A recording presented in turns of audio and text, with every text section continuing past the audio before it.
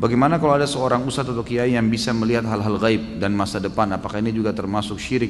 Ini maaf, bukan kiai, ya. Ini dukun. Ini dukun, nggak ada itu. Bagaimana cara? Gitu kan? Ini semua tidak mungkin terjadi. Ini semua khurafat yang masuk ke dalam sebagian orang dan memakai nama suci. Nama kiai itu suci.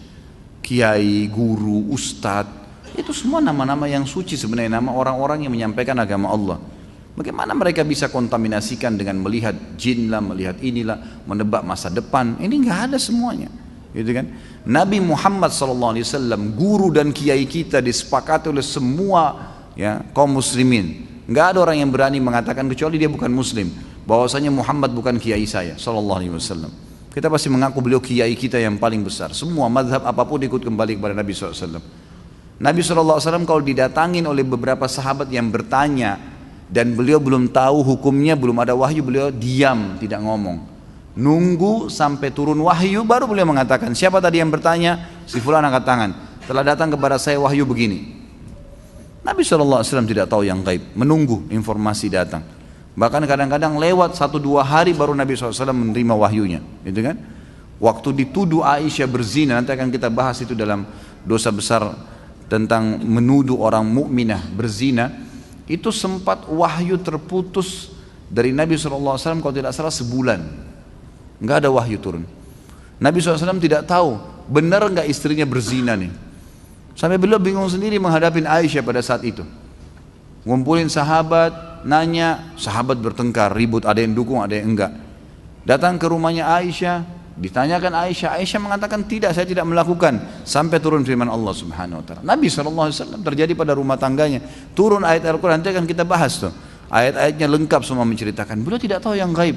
Bagaimana ada orang yang mengaku kiai, kemudian bisa melihat yang gaib, bisa tahu masa depan? Bagaimana caranya?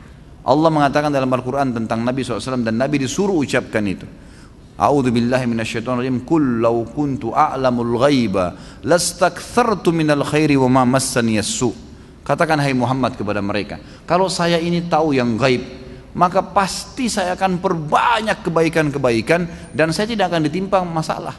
Tidak akan ditimpa masalah karena sudah tahu, oh di sana nanti ada orang yang ganggu saya. Udah, saya nggak usah ke sana.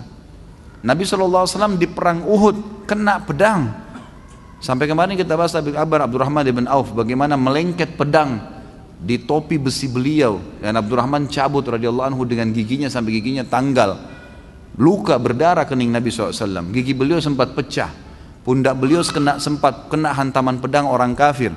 Nabi SAW tidak tahu itu sebelum keluar dari Uhud, sebelum keluar dari Madinah, nggak tahu sama sekali. Bahkan beliau mengatakan, saya rasakan sakitnya sebulan, gitu kan? Kalau Nabi SAW tahu, Nabi tidak akan keluar. Tapi memang begitulah, gitu kan? Memang tidak ada yang tahu.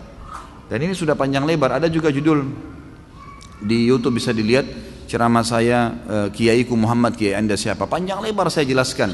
Banyak dalil-dalil Al-Quran, banyak sekali yang menjelaskan kalau Nabi SAW tidak tahu hal-hal yang gaib, tidak tahu masa depan, gitu kan? Jelas semuanya itu.